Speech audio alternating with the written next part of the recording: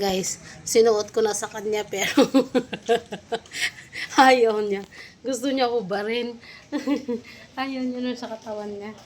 Kaya talaga naman. Kumpusa ako. Parang siya nahihilo. Wala. Okay na nga yan. Ay, Diyos ko. Makabarin kasi. Ay, gusto niya may gaw. Tumatumba ka. Ipasok na yung paa niya dun sa loob para mahubad niya. Yung ginawa ko, nilagyan ko ng garter. Tinali ko dun sa... Ay, loko-loko tong pusa ko. Bakit ba kasi? Okay, mainit sa katawan mo. Ay, wala kasi. Dati kasi may mga damit yan dito ng dati. Ang pusa na yung Siamese eh. Ngayon, nailagay ko yata dun sa relief. Tatapon. Okay, Diyos ko. Hindi na talaga siya. Ayaw niya talaga. O, gaganin talaga. Pinipilit siya tanggalin. Mababasa ka dyan. Mababasa ka. Mababasa ka nga. Ano?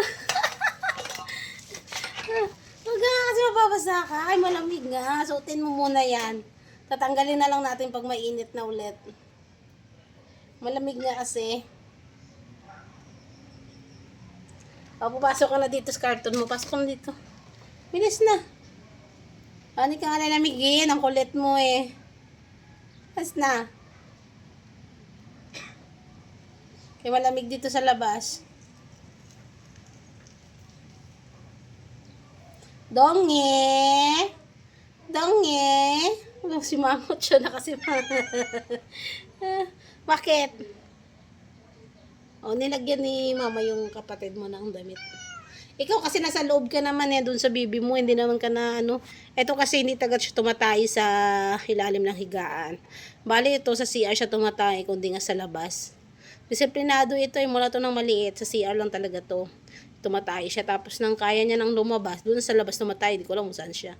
Sa bubong ito tumatay, o sa ang damuhan. Pero ito talaga, bawo, kahit anong training namin sa kanya dito tumatay sa labas. O dito nga siya tumatay sa dustpan naman. Dito siya tumatay sa dustpan. Kako lang, pero pag pinakawalan mo, doon siya tumatay sa ilalim ng higaan. Yan. Syempre, mabaho yung tayo ng pusa, diba?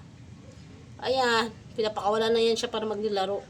Pero dito talaga sa labas, tinatali na lang namin. Tsaka nilagyan ng basahan. Yung basahan ko, naubos ko na rin katapon kasi tinataihan niya.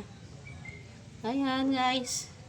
Update yun sa pusa namin. Oh, pogi niya, no? Pogi.